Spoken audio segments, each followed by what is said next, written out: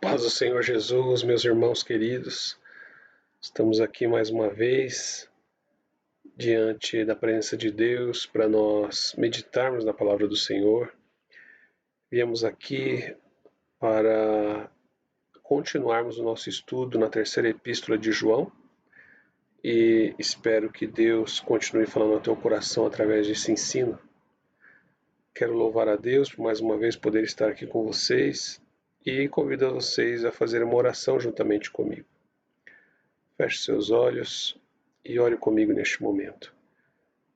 Senhor, meu Deus e meu Pai, em nome de Jesus, nós estamos aqui diante da Tua presença, Senhor, agradecidos pelo Teu amor e pela Tua bondade. Te damos graças, ó Deus, por podermos estar aqui neste momento diante de Ti, para meditarmos na Tua palavra, para aprendermos a Tua palavra, que esta palavra seja uma palavra de transformação sobre as nossas vidas, que esta palavra seja uma palavra de renovo sobre as nossas vidas, que esta palavra seja uma palavra, Senhor, que nos venha conduzir segundo a Tua vontade e o Teu querer aqui nesta terra. Senhor amado, que o Teu Espírito Santo trabalhe, Senhor, fortemente em nossas vidas e que o Teu nome seja engrandecido sobre nós. É no nome do Teu Filho querido, Senhor, que nós oramos a Ti e nós Te agradecemos, ó Deus, em nome de Jesus. Amém. Queridos, estamos trabalhando a terceira epístola de João. Esta epístola que tem por tratativa falar a respeito da vida de Gaio, da vida de Diótrefes, que eram membros ou líderes da igreja da Ásia, primeiro século depois de Cristo, ou primeiro século Anno Domini, né, como vocês preferirem. E nós estamos chegando já ao versículo de número 8 desta epístola. Acabando esse versículo de número 8, nós já entramos na segunda parte da epístola, onde vai tratar diretamente o problema ou uma pessoa que era problemática na igreja da Ásia, da qual João teve que escrever uma carta dando direção ou dando direcionamento de como tratar essa questão ou os problemas que eles estavam enfrentando naquele momento. O versículo de número 8 diz assim a palavra do Senhor: Portanto, aos tais devemos receber para que sejamos cooperadores da verdade. Portanto, aos tais devemos receber para que sejamos cooperadores da verdade.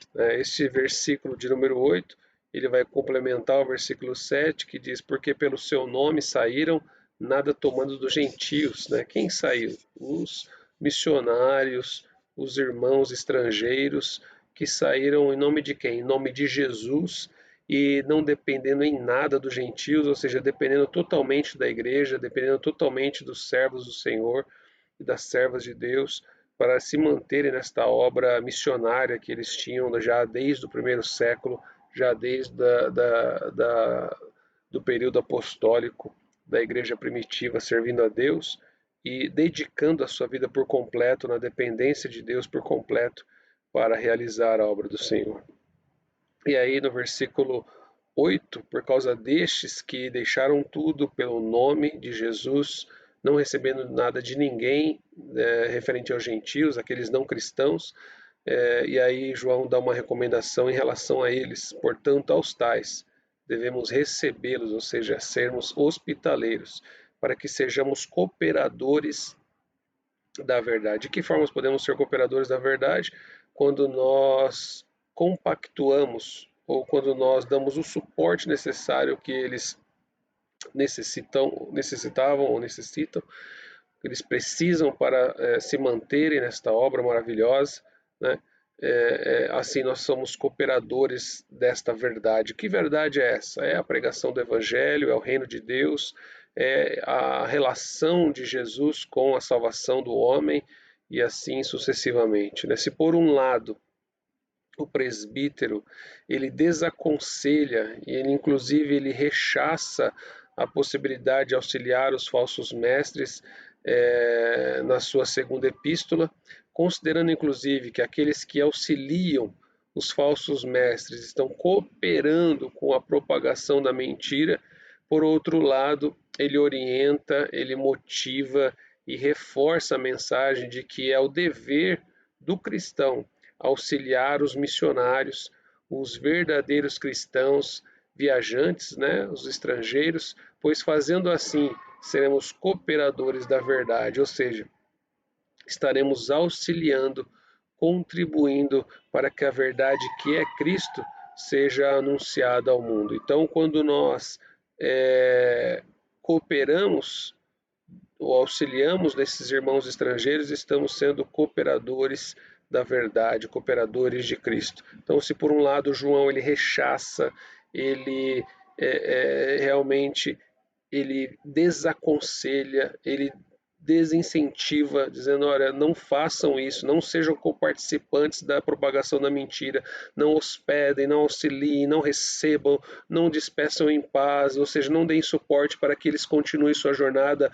sequer em outro lugar, porque às vezes acontece assim, eu não vou auxiliá-los aqui, eu não vou ajudá-los aqui, eu não vou dar o suporte que eles tenham necessidade aqui, porque eu não quero ser cooperador que eles propaguem a maldade e a mentira aqui, mas aí quando eles vão embora, eu pego meu dinheiro, eu dou meu incentivo, eu dou meu suporte, meu auxílio e falo, olha, vão em paz, né? Quando você fala vai em paz, você está ajudando ele a ir para outro lugar que, por ele não ter propagado a mentira dele aqui, e ele recebendo a sua ajuda, ele vai propagar a sua mentira lá. É como você, por exemplo, quando alguma pessoa se liberta e tem algumas coisas que são malignas, que a Bíblia condena, ídolos e outras coisas relacionadas a outras religiões que a Bíblia é contra, e você tem ali artefatos ou coisas que eram dela, e aí você fala assim, não, eu não quero para mim, então eu vou dar para outra pessoa. É a mesma coisa, você pode estar não cooperando para o mal da sua vida, mas você está cooperando para o mal da vida do outro. Então o ideal é que se não é bom para mim, não é bom para ele também. Então destrua, queime, jogue fora, não, destrua mesmo, quebre, para que fique impossibilitado de você cooperar para o mal de outra pessoa. É até uma palavra dura de ser dita, difícil de ser absorvida, mas é a pura realidade. Se você foi liberto do cigarro, então você tem que pegar o cigarro, picotar ele, jogar na descarga, na privada e da descarga. Você vai picotar ele, colocar no saco de lixo e jogar fora. Agora, se você fala, não, isso eu não quero para mim, aí você pega e fala assim, deixa eu ver algum fumante que queira aproveitar o cigarro que eu não quero. Então você está deixando de contribuir por seu mal para contribuir para o mal dos outros. Eu não vou mais usar drogas, eu tenho aqui algumas coisas de drogas, não quero mais usar, tal você que usa. Não, está tudo errado. Não é isso que a Bíblia nos orienta. Se você está sendo liberto, se você está cooperando para o seu bem, para o bem dos que estão ao seu redor, coopere para o bem do próximo também. Não contribua para o mal para ele. Não entregue o que é ruim que você está deixando para o outro. Não entregue o que é ruim da sua vida e entregue para outra pessoa. Você precisa, de fato, no nome de Jesus, identificar o que é ruim para a sua vida e não compactuar, e não cooperar, e não ser alguém que contribua para esse mal, nem para você, não para os que estão ao seu redor, e muito menos para o outro, que não faz parte do seu círculo de amigos ou que não faz parte do seu dia a dia. Então, de fato, você precisa descartar, destruir aquilo que não faz bem para você, para que também não faça mal para outra pessoa, né? Gaio, então, ele deveria acolher esses irmãos como sendo uma recomendação e orientação para contribuir para o reino de Deus. Foi isso que João estava ali estabelecendo, incentivando e motivando o nosso irmão Gaio. Este acolhimento que é citado no texto quer, na verdade, dizer sustentar esses missionários, principalmente por eles não receberem sustento dos pagãos, e porque devemos honrar aqueles que saem de suas casas por amor ao nome, por causa do nome. Então, este acolhimento, ele não é simplesmente receber, não, fique bem aqui em paz, não, é você dar o suporte necessário para que eles sobrevivam, para que eles vivam, para que eles se alimentem, para que eles sejam acolhidos, para que eles tenham um lugar de habitat, para que eles tenham vestimentas e assim sucessivamente. Esses que deixaram as suas vidas por amor ao nome, que saíram em nome de Jesus, por amor ao nome de Jesus, eles devem ser honrados por nós. Nós precisamos honrá-los, nós precisamos ser detentores de fato daqueles que têm a provisão na mão para sustentar aqueles que estão indo, para sustentar aqueles que estão, por amor ao nome, indo em relação à obra de Deus, em relação à vontade de Deus, que se desprenderam da sua causa por causa da causa de Cristo, por causa do nome de Cristo. De outra forma bastante prática e que nos motiva é que eles não terão outra forma de sustento. Eles dependem exclusivamente de nós. Eles deixaram suas empresas, seus trabalhos, seus compromissos financeiros. Eles deixaram sua terra-mãe, sua terra-máter, sua pátria. Eles deixaram sua terra natal. Eles deixaram familiares. Eles pegaram seus filhos, sua esposa, ou saíram daqui solteiros e vão para lá, para outro estado, para outro país, para fazer a obra do Senhor. E eles vão na nossa dependência. Eles não vão lá para receber dependência de qualquer outra pessoa, de qualquer outro pagão ou de qualquer outro gentil. Tanto é que a Bíblia desaconselha que eles vão em nome de Jesus esperando a dependência de pagãos, esperando a dependência de gentios. Eles vão esperando que eles terão uma única forma de sustento através de nossas vidas. Nós temos essa responsabilidade, a Bíblia nos coloca essa responsabilidade e nós precisamos assumi-la, nós precisamos assumir essa responsabilidade em sermos mantenedores da causa de Cristo aqui nesta terra. E eles dependem de nós, com nossas ofertas, com as nossas orações, com os nossos dízimos, para que a obra do Senhor seja realizada de uma maneira maravilhosa, sem eles estarem preocupados com o dia de amanhã, mas que eles estejam tranquilos para manifestarem a bondade, o poder de Deus através de suas vidas, com suas orações, com suas pregações de ousadia, e que de fato eles estejam descansados, despreocupados com esta questão financeira, e estejam simplesmente focados no reino de Deus, em como ganhar almas, em criar estratégias, em abençoar os feridos, em salvar os cativos, em libertar os cativos. Eles precisam ter uma confiança de que eles estão lá e que nós estamos aqui para dar o suporte necessário. Os cristãos, de fato, devem financiar obras que o mundo não financiaria ou patrocinaria, ou que não deve ser solicitado a fazê-lo. Então, o mundo não vai financiar a obra de Deus, o mundo não vai patrocinar a obra do Senhor. Quem que financia a obra de Deus? Nós cristãos.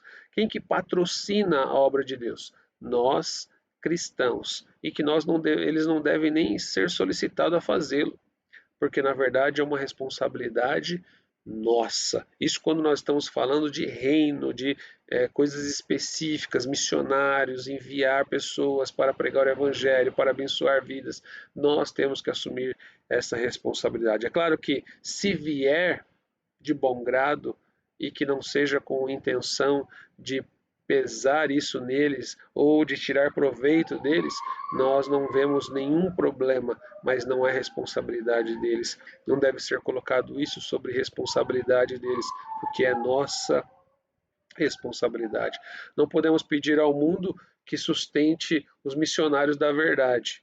Isto cabe aos cristãos e, ao contribuir, seremos coadjuvantes nesta ação. Não seremos aqueles que levam a verdade ao mundo, mas seremos aqueles que seguram a corda do outro lado para que eles vão com confiança anunciar esta verdade. Nós não seremos os atores principais, aqueles que aparecem na linha de frente, nós seremos os coadjuvantes. Os atores principais deste reino serão aqueles que vão em nome do Senhor para anunciar o Evangelho. Assim, a obra de Deus não é feita somente pelos evangelistas, ela não é feita só pelos que vão, ela é feita também por aqueles que acolhem, por aqueles que recebem, por aqueles que sustentam os evangelistas, por aqueles que recebem e sustentam os missionários.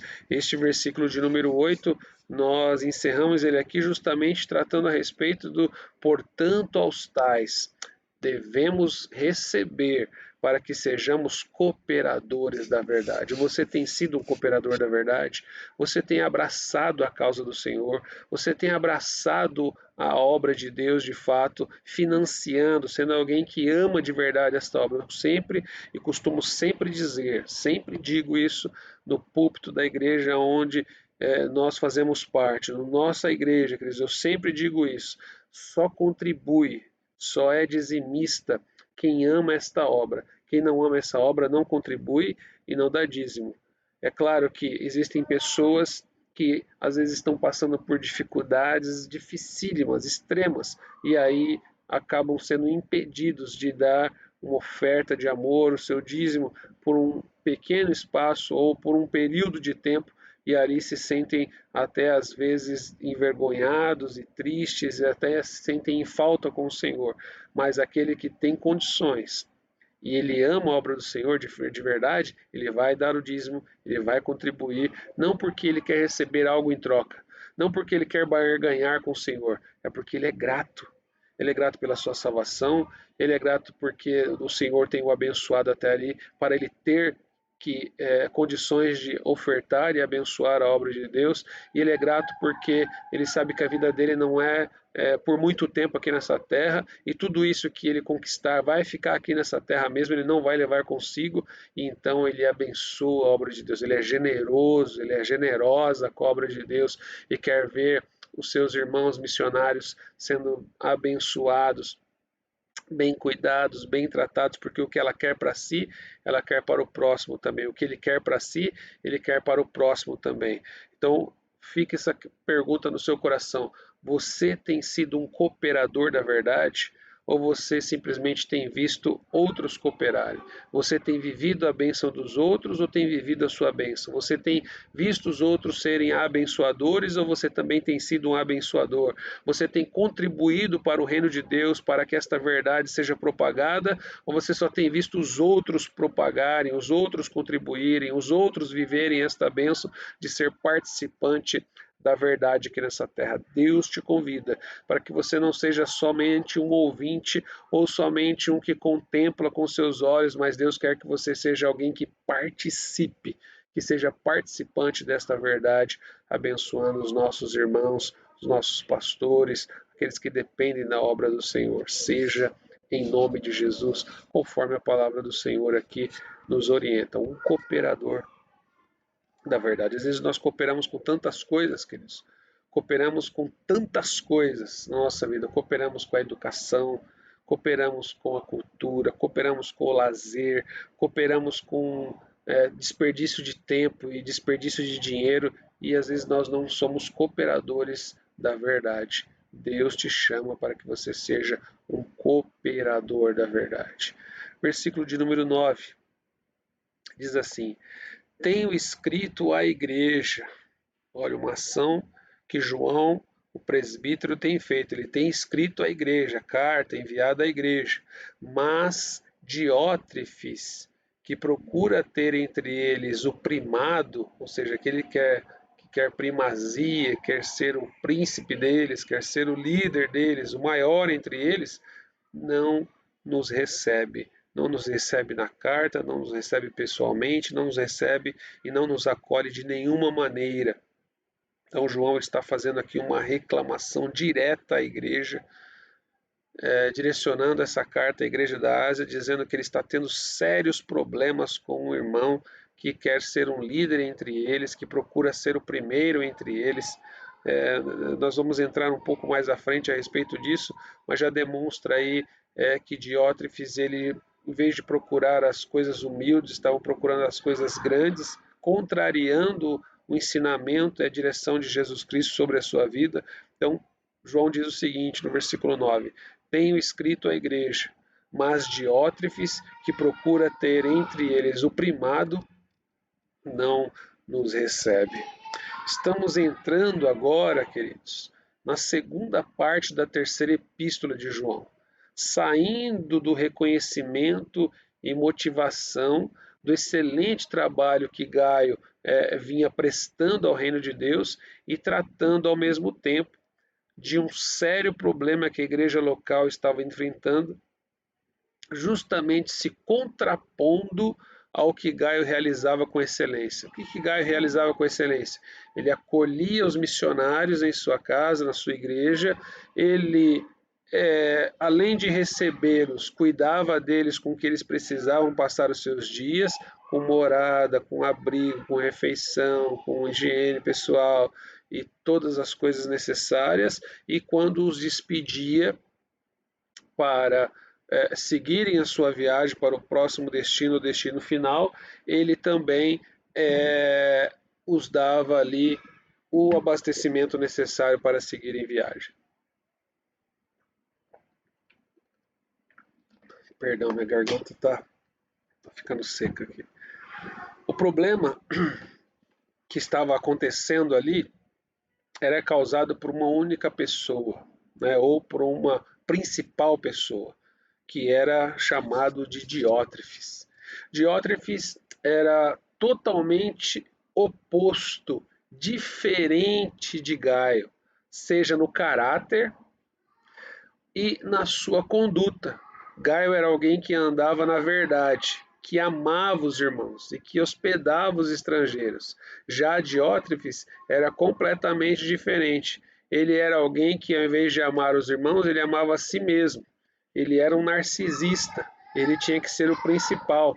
Ele tinha que ser o primeiro. Ele queria ser mais do que os outros, que recusava, né, enquanto Gaio acolhia os outros e os irmãos estrangeiros, ele, além de recusar acolher os evangelistas e os missionários, os viajantes estrangeiros cristãos, ainda ele não queria permitir que os outros o fizessem. Então ele não era simplesmente contra, ele não deixava simplesmente de acolher e de socorrer esses irmãos, ele era um opositor, ou seja, ele trabalhava contra o reino de Deus, para que o reino de Deus não se propagasse através desses irmãos viajantes e missionários que iam estabelecendo igrejas, doutrinando igrejas e ensinando igrejas, ou muitas vezes sendo missionários e emissários, né, enviando cartas a respeito dos apóstolos que estavam ainda doutrinando, estabelecendo a doutrina das igrejas que estavam espalhadas em toda a Ásia, onde principalmente Paulo, Barnabé e Silas foram grandes apóstolos, missionários, viajantes estrangeiros levando a palavra do Senhor, também às vezes levando provisões. Também haviam ali alguns emissários, mensageiros que levavam as cartas, além de serem grandes missionários, levavam as cartas apostólicas às igrejas fundadas naquele local. Provavelmente Gaio e Diótrefes, eles eram membros da mesma igreja local, porque João, o presbítero, ele teve que incentivar muito a Gaio e motivá-lo demais a que não parasse o que fazia, porque provavelmente ele estava sendo ameaçado ou desencorajado por Diótrefes a continuar o que estava fazendo. Se você lê aí no versículo 10, Diótrefes ele era capaz até de expulsar os irmãos da igreja que faziam isso. Imagine Gaio, que era alguém que era tão amável, tão acolhedor, correu o risco de ser ou ser ameaçado de ser excluído, excomungado da sua congregação. Então, Gaio simplesmente deve ter ficado acuado, deve ter ficado num beco sem saída. Agora o que eu faço? E João ele vem com uma palavra apostolar, ele vem com uma palavra de Deus para a vida de Gaio, para dizer, continua a obra que você está fazendo de forma excelente, não se intimide por Diótrefes, na sua truculência, na sua malemolência, na sua forma de conduzir as coisas que estão sendo feitas aí de forma arbitrária através deste homem que tem um desvio de caráter e de comportamento. Então, provavelmente eles eram membros da mesma igreja local, embora alguns teólogos entendam que talvez eram membros de igrejas vizinhas ou muito próximas, mas provavelmente, com muito mais certeza, eles eram membros da mesma igreja. Né? O problema chegou a um ponto tão crítico, queridos, que João menciona nesta carta. Tenho escrito à igreja, mas Diótrefes não nos recebe. Né? Era um opositor mesmo, era alguém que parecia que estava trabalhando contra o reino de Deus, principalmente contra os apóstolos, ou o apóstolo ou presbítero João. Né? Entende-se aqui que João havia escrito outras cartas, ou outra carta, né? Porque ele fala assim, tenho escrito à igreja, ou seja, no passado ele já escreveu à igreja, né? Entende-se aqui que João havia escrito outras cartas para esta igreja, mas entendemos não ser nem a primeira e nem a segunda epístola de João, pois em nenhuma delas é mencionado coisa alguma relacionada a acolher missionários ou evangelistas viajantes. E de fato não se trata desta mesma carta, epístola de número 3, pois esta está indicando algo que João já tenha feito num passado ou num passado recente. Para vocês lembrarem, a primeira epístola vai falar sobre falsas doutrinas, principalmente dos judaizantes e dos gnósticos, e fala muito sobre o amor. Né? Embora ame o próximo, não se devia tolerar os falsos mestres ou os falsos ensinadores, e de uma forma justa combater esse mal que estava sendo proliferado no meio da igreja. E na segunda epístola vai falar sobre acolher esses falsos mestres viajantes que usavam do nome de Cristo, inclusive, para tirar proveito dos irmãos que eram acolhedores como Gaio. Então, a orientação ela era geral, não somente a Gaio, mas a todos aqueles que eram acolhedores como Gaio, para estarem atentos a não acolher esses falsos mestres e falsos profetas. Já na terceira epístola, João ele já vai falar o contrário, que se deve ao contrário no sentido de que se deve ser um acolhedor dos mestres verdadeiros, dos missionários viajantes, dos irmãos estrangeiros. Então, é citado que João escreve, que tem escrito à igreja, mas Diótrefes não os recebe. João escreve uma carta no passado a esta igreja em relação a este comportamento, mas ele não dá nenhuma importância.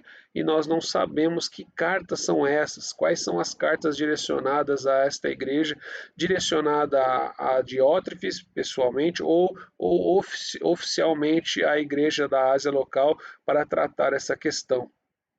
Na Bíblia, no cânon, não é citado qual é essa carta ou o conteúdo dessa carta, mas se entende que João estava tentando solucionar esse problema, mas não estava conseguindo, então ele escreve uma carta direcionada a Gaio, direcionada à igreja onde Gaio faz parte, para combater este mal que Diótrefes estava causando. Então, assim, provavelmente, esta primeira carta que João menciona, ela se perdeu, né? Pois, ou talvez deva ter sido destruída por Diótrefes ao tomar conhecimento de tal conteúdo ou de tal carta que deveria ser lida para toda a igreja. Bom, se destruiu ou não, não se sabe. Provavelmente, pelo menos se recusou a lê-la à igreja. Então, se não foi destruída, pelo menos Diótrefes deve ter se recusado a ler o conteúdo da carta para a igreja. Então, se recusou ou não, se destruiu ou não, ele se recusou de ler para a igreja. A questão aqui é que Diótrefes ele se recusou de fato, e isso é claro e evidente, de seguir as instruções escritas pelo presbítero, de receber de forma hospitaleira os evangelistas e missionários viajantes. É importante mencionar que o presbítero ele tinha autoridade geralmente aceita nas igrejas estabelecidas. O que ele escrevia era de autoridade, o que ele ordenava era obedecido, as instruções que eles davam, os apóstolos, eram acatadas, eram respeitadas e eram seguidas, eram obedecidas. Então é importante mencionar que o presbítero ele tinha essa autoridade, que geralmente era aceita nas igrejas que estavam ali estabelecidas em toda a Ásia.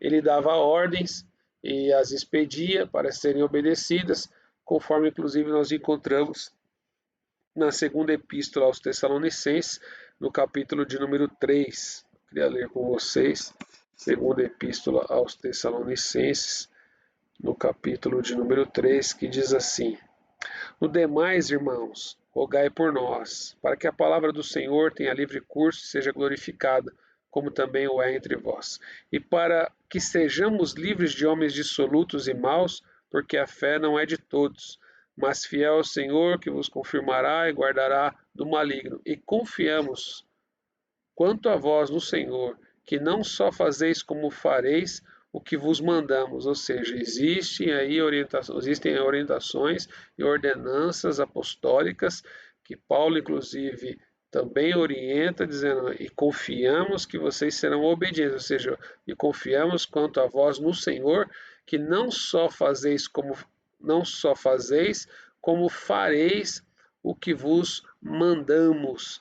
Ora, o Senhor encaminha os vossos corações no amor de Deus e na paciência de Cristo. Versículo 6 de novo.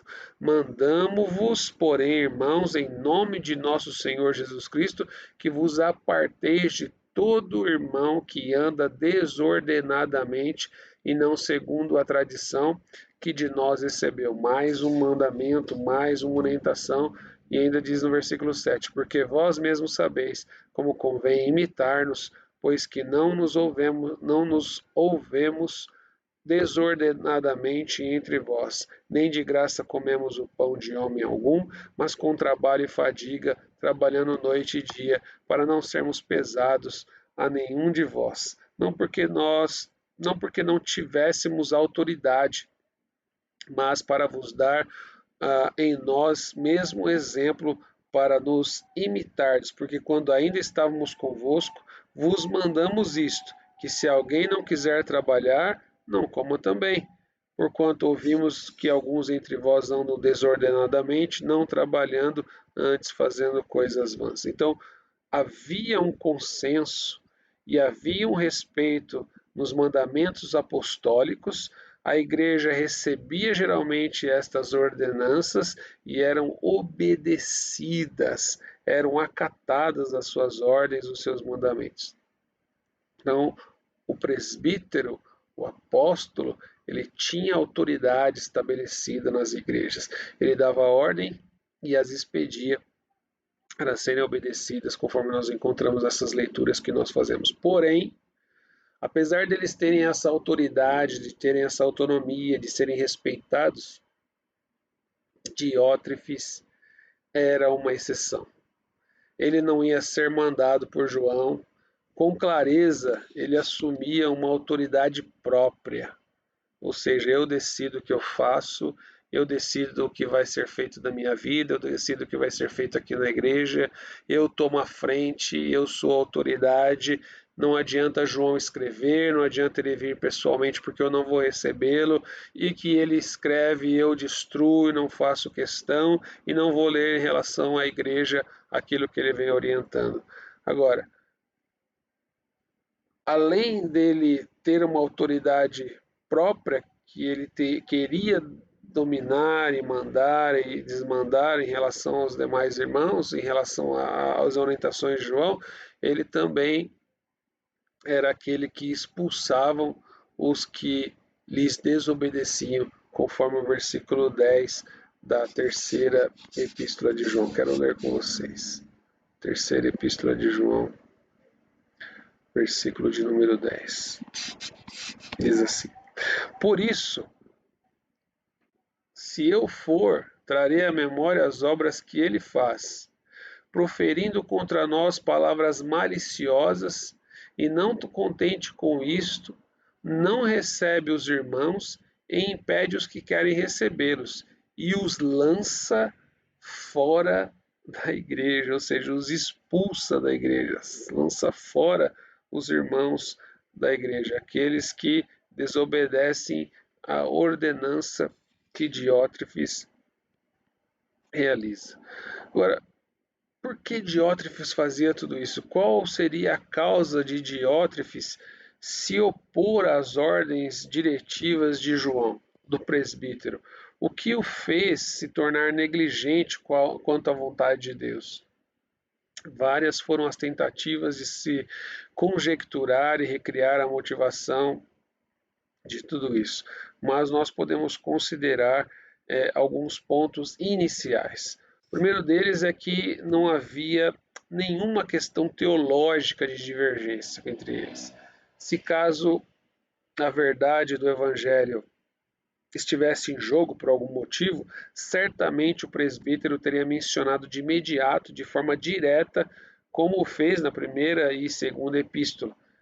Não havia heresia doutrinária, mas estava relacionada à ambição pessoal e desmedida de Diótrefes. Esta era a causa do desentendimento. Diótrefes queria primazia, queria posição, queria autoridade. Não havia uma questão teológica ali que João precisava debater, como fez na primeira e na segunda epístola. Era uma questão de ordem muito pessoal, de alguém que estava sendo um impedimento, uma barreira para o desenvolvimento da obra do Senhor. Ponto importante é que o escritor Findlay ele escreve que o nome de Diótrefes era um nome raro, quanto tanto era comum o nome de Gaio. Assim como era muito comum o nome de Gaio entre os irmãos ali da igreja da Ásia, o nome de Diótrefes também na mesma proporção era um nome bastante raro. A tradução do nome Diótrefes era o seguinte: criado por Zeus, ou bebê de Zeus. E só se encontrava este nome em famílias nobres e antigas da Grécia. Ele prossegue nesta conjectura, né, chegando a afirmar que Diótrefes ele fazia parte da aristocracia grega, da velha cidade real de Pérgamo, e a qual Findlay acredita que a carta tenha sido dirigida justamente à igreja de Pérgamo, à cidade de Pérgamo. Então, Findlay acreditava que Diótrefes fazia parte de uma família bastante tradicional e poderosa grega da região de Pérgamo, da velha cidade real, fazia parte desta aristocracia, dessa nata da sociedade ali na Grécia, da qual ele acredita que a carta tenha sido dirigida a esta cidade. Assim se conclui, caso Findlay esteja certo, o que estava em jogo nesse caso não era a questão doutrinária, não era a questão combater falsos ensinadores, falsos mestres, mas estava relacionado ao prestígio social que estava por trás do seu vergonhoso comportamento.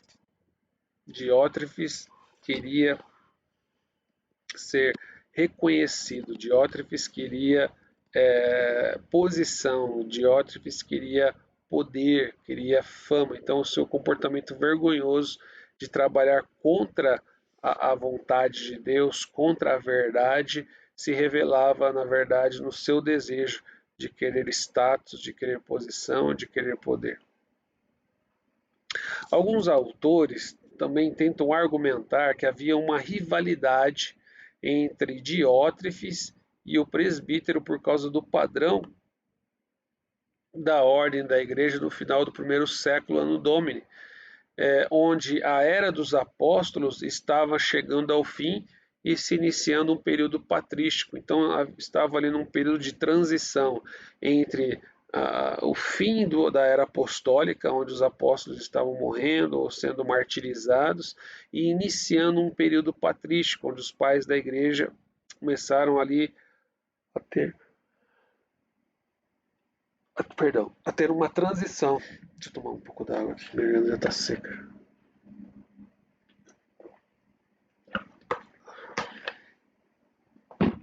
A ter ali um período de transição, onde se acabava o período apostólico e se iniciava o período patrístico. Então, saindo a igreja do poder das mãos dos apóstolos e entrando talvez ali para os bispos, pastores, presbíteros locais nativos da igreja onde foi fundado. Por volta do ano 115, do ano Domini, o bispo Inácio de Antioquia escreveu as suas cartas às igrejas da Ásia, chamada de o episcopado monárquico, que representava a aceitação de um só bispo sobre um grupo de presbíteros, estava estabelecido entre elas. Esta epístola foi escrita no final da era apostólica, ou seja, era uma aceitação de que havia um único bispo e nesse bispado havia ali várias igrejas que eram conduzidas por presbíteros e esses presbíteros estavam debaixo da autoridade deste bispo, sendo chamado então isso de episcopado monárquico. Este foi um período de transição e tensão, onde ocorreu a transferência da responsabilidade entre os missionários estrangeiros para a igreja nativa, para os presbíteros locais, para aqueles que foram formados localmente. Por isso, alguns escritores entendem que o período de Diótrefes já era este período de transição do episcopado monárquico, e sendo ele um suposto bispo legítimo da igreja local, e estava se irritando com a autoridade apostólica ou do presbítero, por ele estar interferindo na igreja local, sendo que já estava ocorrendo aí uma transição desse apostolado para deixar com que os presbíteros locais conduzissem as suas igrejas. Também se conjectura que Diótrefes era um aspirante ao ofício de ser o bispo local, né, saindo, desmamando aí da igreja mãe de Jerusalém, de Antioquia, e se tornando uma igreja independente, enquanto que Gaio, né, era um candidato rival e favorecido por João, e aí criando-se esse atrito entre eles por causa dessa disputa pelo poder de ser o bispo local, aquele que iria ser pastor local daquela igreja. Barclay, o escritor, ele sugere que a epístola se refere à tensão entre o ministério universal dos apóstolos e profetas e o ministério local dos presbíteros, onde possivelmente Diótrefes seria um defensor da autonomia da igreja local e com isso ficava incomodado com o controle remoto de João e com a interferência dos missionários viajantes estrangeiros. Eles não queriam ou não aceitavam, segundo Barclay, que tanto esse controle remoto de João, ou seja, de longe, ele remotamente controlava a igreja, ou através desses missionários que vinham da igreja mãe, ou que vinham da igreja onde estavam os apóstolos ou presbíteros, para interferir na igreja local. Então, Diótrefes não gostava desta interferência desses irmãos estrangeiros e viajantes. A posição de Diótrefes ela é questionada se válida ou não por arrogância e presunção, pois ele tinha a capacidade de realizar expulsões de membros de sua igreja. Agora, essas expulsões elas eram feitas por autoridade ou por violência? Se, no geral, quem tinha autoridade sobre as igrejas locais era o presbitério, eram os apóstolos, se a autoridade era geralmente reconhecida pelas igrejas locais através dos apóstolos, quando Diótrefes quer tomar as rédeas, ou tomar a autoridade, ou tomar o poder da igreja local, ele está indo contra a ordem apostolar, está indo contra a diretiva dos apóstolos, está indo contra o ensinamento daqueles que já conduziam a verdade e que Diótrefes não aceitava de maneira nenhuma. Então a posição de Diótrefes ela é questionada porque ele, além de não aceitar, ele era arrogante, ele era presunçoso, e ele tinha a capacidade de realizar expulsões de irmãos da igreja se eles o desobedecessem. Por causa da sua violência, eles acabavam algumas vezes acatando, mas acatavam por causa da autoridade ou pela violência que ele impunha em relação aos irmãos. Sobre isso que acabamos de falar. No caso de Diótrefes, nos resta a dúvida de sua posição, mas o do presbítero nós temos a relevância de ser um escritor bíblico e naturalmente aceitamos o seu princípio e seu julgamento em relação a Diótrefes.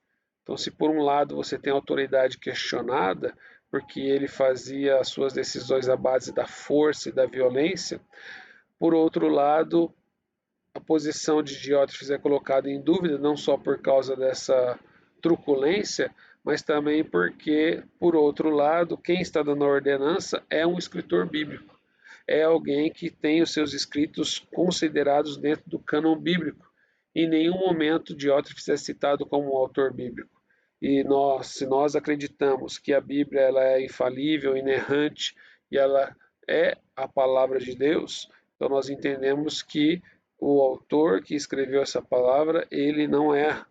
Nós entendemos que o autor que escreveu essa palavra, ele não conduz de forma leviana, e ele é um autor bíblico, ele merece muito mais crédito no que ele escreve, no que ele fala, do que Diótrefes, que usava de violência para manipular a igreja, expulsando inclusive os irmãos.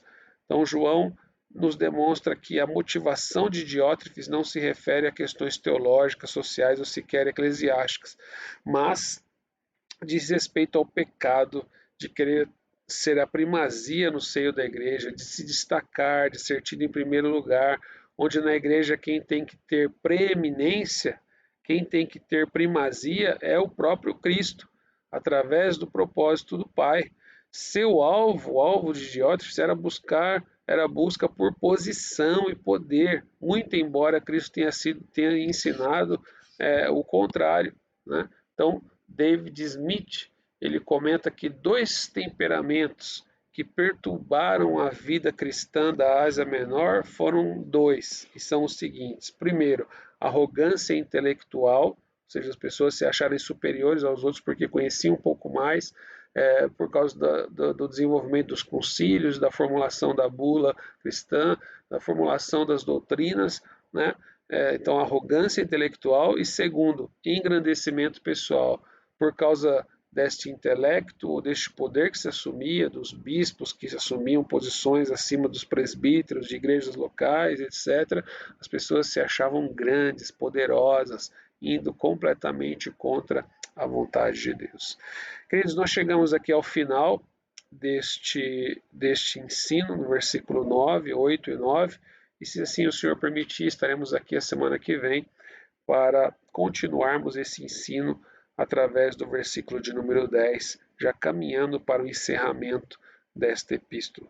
Que Deus continue abençoando sua vida, que o Senhor o permita aprender através desses ensinamentos poderosos que João nos traz do que é certo, do que é errado, e que o Espírito Santo de Deus trabalhe sobre nossas vidas. No nome de Jesus, quero te agradecer por nos acompanhar, quero te agradecer por estar aqui juntamente conosco, que Deus ele possa edificar a sua vida, transformar a sua vida e o seu nome seja glorificado através de você. Deus abençoe, tenha um final de semana abençoado na presença de Deus juntamente com toda a sua família. Deus abençoe, meus queridos.